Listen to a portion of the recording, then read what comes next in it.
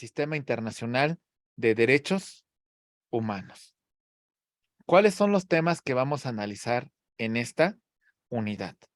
Hablaremos de cómo funciona el Sistema Internacional de los Derechos Humanos, los principales instrumentos en el ámbito del Sistema Internacional de Protección de Derechos Humanos, la Asamblea de Organización de Estados Americanos, la Comisión Interamericana de Derechos Humanos y la Corte Interamericana de Derechos Humanos. Rápidamente, vemos estos temas que son fundamentales para complementar su estudio de maestría en Derecho Procesal Penal. El Sistema Internacional de Derechos Humanos tiene los siguientes instrumentos. La base fundamental de todo es la Declaración Universal de Derechos Humanos de 1948. De ahí tenemos los pactos de 1966, el Pacto de Derechos Civiles y Políticos y el Pacto de Derechos Económicos, Sociales y Culturales. Tenemos el protocolo opcional en el procedimiento de comunicaciones y el segundo protocolo opcional. Tenemos propuestas para otro protocolo, tenemos tratados especializados, tratados para la mujer, la no discriminación, de tortura, del niño, etcétera, etcétera, tratados regionales sobre derechos humanos y las convenciones de la Organización Internacional del Trabajo. Recuerden, de conformidad con el artículo 133 de nuestro texto constitucional, decimos lo siguiente, compañeros.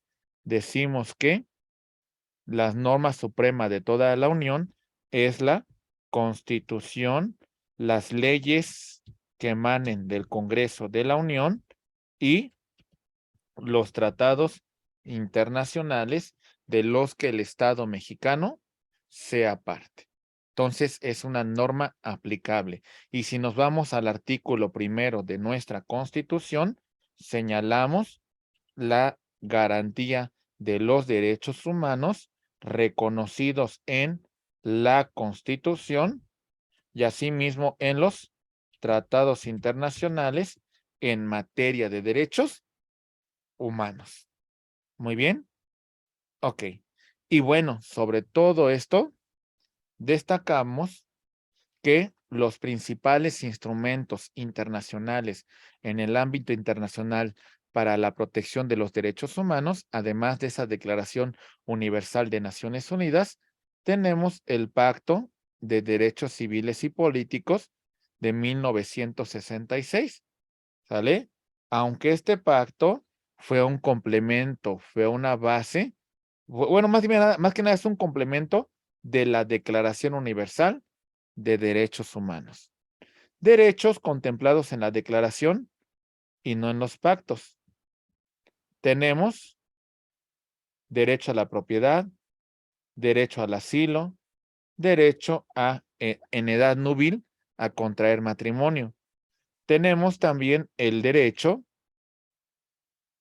contemplados en los pactos y no en la Declaración Universal. Derecho a la libre autodeterminación de la persona, derecho de petición y derecho de los pueblos indígenas. Un tratado, por supuesto, que no contempla todo. Por eso se van complementando. ¿Lo entendemos, compañeros? El órgano de protección de esta declaración es el Comité de Derechos Humanos. Y los mecanismos de creación contemplados en este pacto, tenemos la presentación de informes periódicos y las quejas entre los estados. ¿Lo entendemos entonces, compañeros?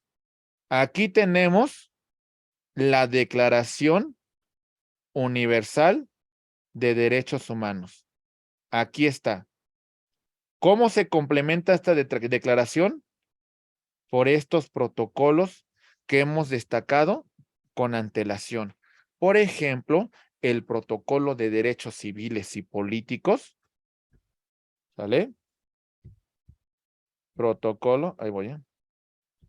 Protocolo de derechos civiles y políticos y protocolo de derechos que son económicos, culturales y sociales de 1966.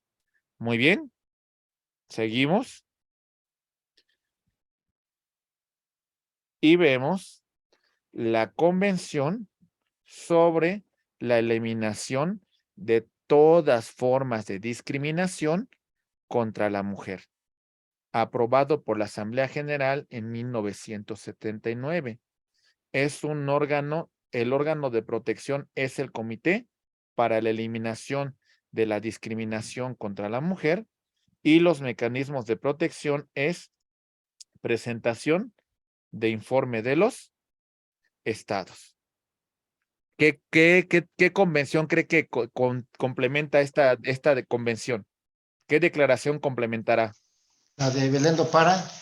Bueno, es la Convención de Belén do Pará. Bueno, la Convención de Belén do Pará es regional para los estados miembros de la OEA.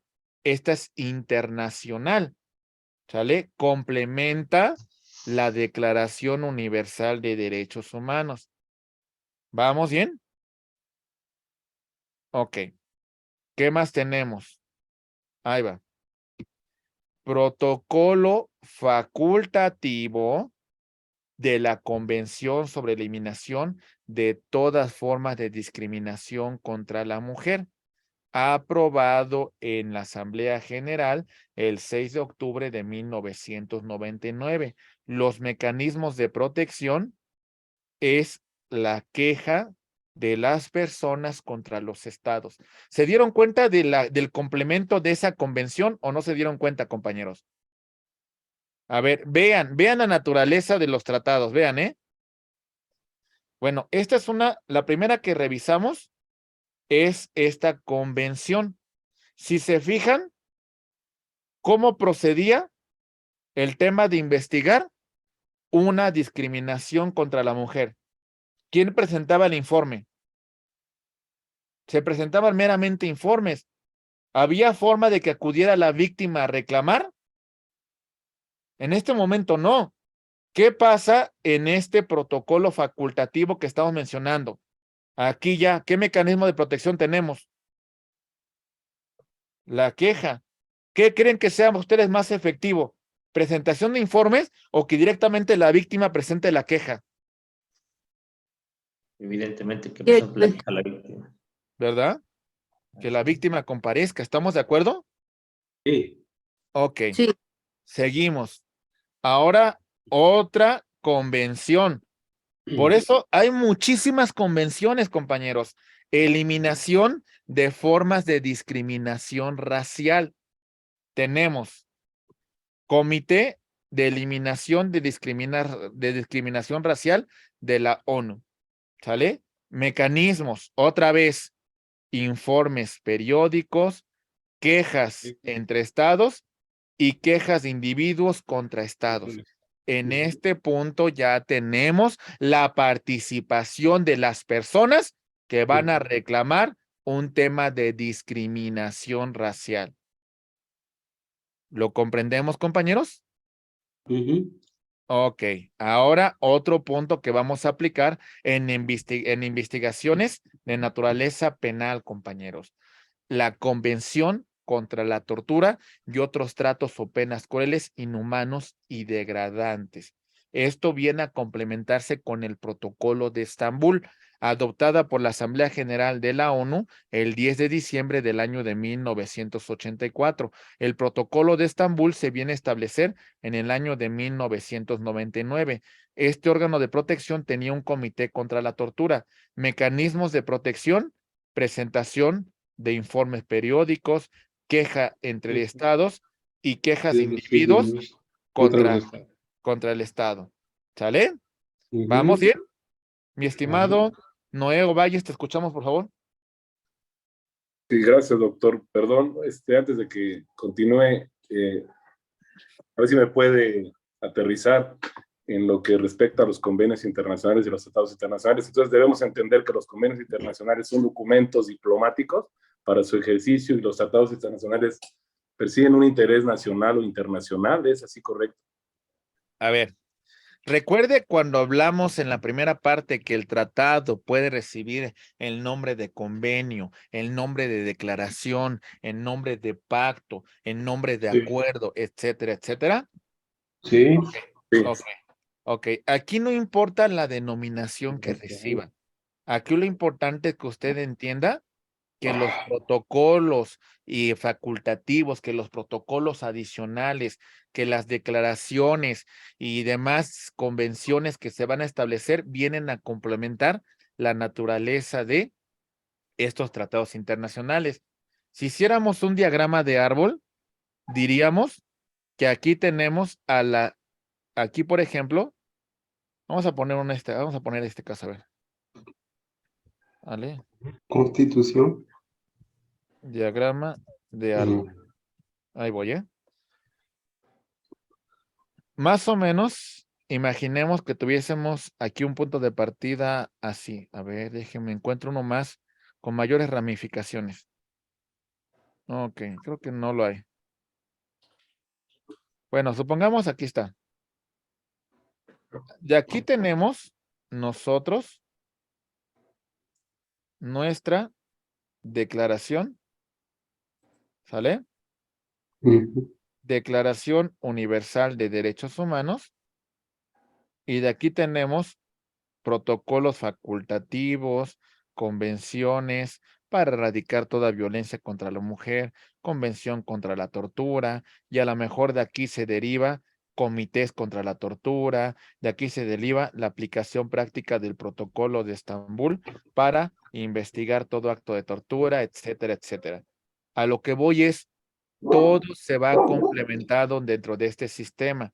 Si usted considera que solamente un tratado, una declaración, una convención establece todos los derechos, no está así.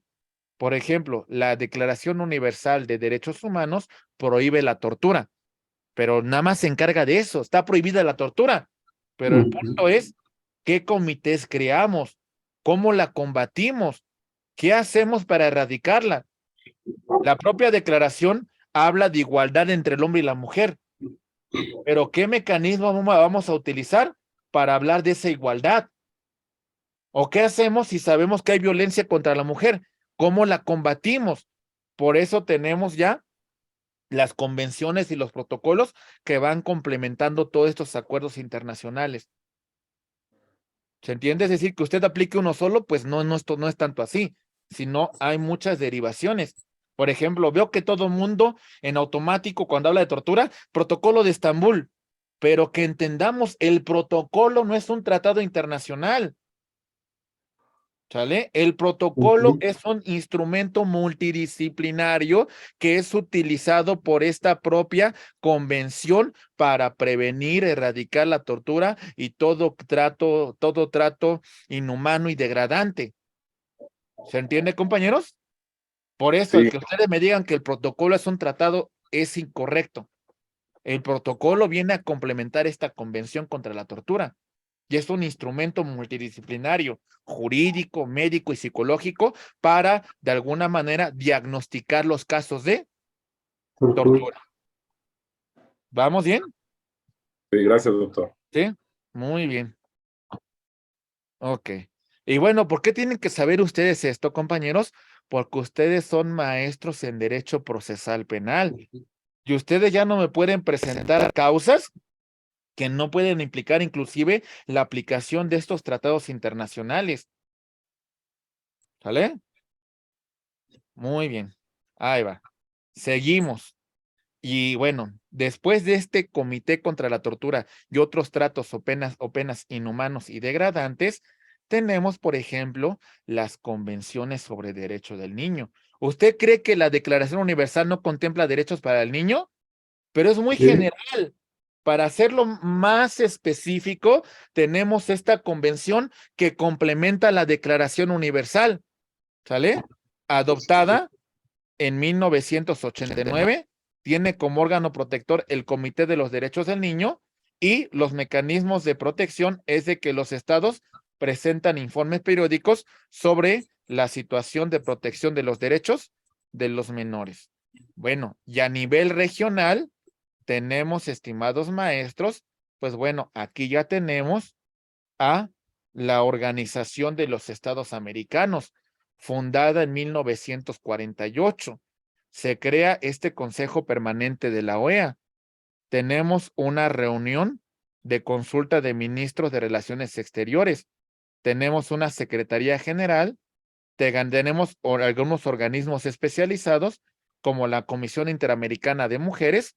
Tenemos un Consejo Interamericano de Desarrollo Integral, un Comité Jurídico Interamericano y conferencias especializadas. Así tenemos conformado nosotros la Organización de Estados Americanos. Y a su vez, para proteger los derechos humanos, tenemos otros dos organismos. Tenemos que la OEA, pues de alguna manera se presentó su primera reunión en 1948, durante la Conferencia Internacional Americana. Los pilares de la Organización de los Estados Americanos es la democracia entre los estados partes, los derechos humanos, la seguridad y el desarrollo económico de los países en América, perdón. Logros y situaciones de crisis contra las FARC, también en tema de la Revolución Cubana, la Resolución 1080 en contra de Paraguay, Guatemala, Perú y Haití por el tema de derechos humanos, y también tenemos la creación del Sistema Interamericano de Derechos Humanos, que es donde vamos a entrar de lleno para esta unidad. Y bueno, verificamos que este sistema va a tener este órgano que es la Comisión Interamericana de Derechos Humanos. Esta comisión tiene una competencia consultiva de comunicación entre los estados para verificar el tema de el respeto a los derechos humanos, las peticiones individuales que se van a presentar, pero antes agotamos todos los recursos internos. Si no, no podemos acudir, ¿eh? Se presenta informes por parte de la comisión ante la Asamblea General de la OEA, ¿vale? Y realiza de oficio o a petición de parte visitas in loco. ¿Qué significa eso, compañeros? ¿Qué significa? Muy bien, muy sencillo, compañeros. Significa que la propia comisión va a hacer una investigación en el estado donde se vulneraron derechos humanos y de alguna manera va a rendir un informe. ¿Recuerdan el caso de los 43 estudiantes de Ayotzinapa? Pues la comisión hizo esta investigación. ¿Quién le pidió su intervención? ONGs, y además de oficio decidió venir a hacer la investigación. No crean que lo pidió el Estado mexicano. Muy bien. Ok, hay una relatoría especial para el tema de la libertad de expresión, relatoría sobre derechos de la mujer, sobre derechos de los pueblos indígenas y sobre derechos del niño. Muy bien. Y de ahí también tenemos nosotros a la Corte Interamericana de Derechos Humanos, que es un tema que vamos a abordar a continuación con más detenimiento. En esta corte tenemos una competencia consultiva, ¿sale? En la cual los estados le piden que revise que si el acuerdo que va a emitir está acorde o no con la Convención Americana de Derechos Humanos o los protocolos adicionales que surgen de esta convención. También tiene competencia contenciosa en el caso de que la Comisión Interamericana presente los conflictos. El asunto no va a llegar si no es por parte de la Comisión Interamericana de Derechos Humanos cuando presenta la demanda correspondiente. También se le puede pedir una opinión consultiva, ¿sale? Le pedimos una opinión y nada más, y las sentencias que emite son de cumplimiento obligatorio. ¿Alguna duda, algún comentario hasta aquí, compañeros? ¿Vamos bien? ¿Sí? Muy bien. Entonces, vamos a entrar de lleno a la última unidad. Pero antes de entrar de lleno a esa última unidad, ¿qué les parece si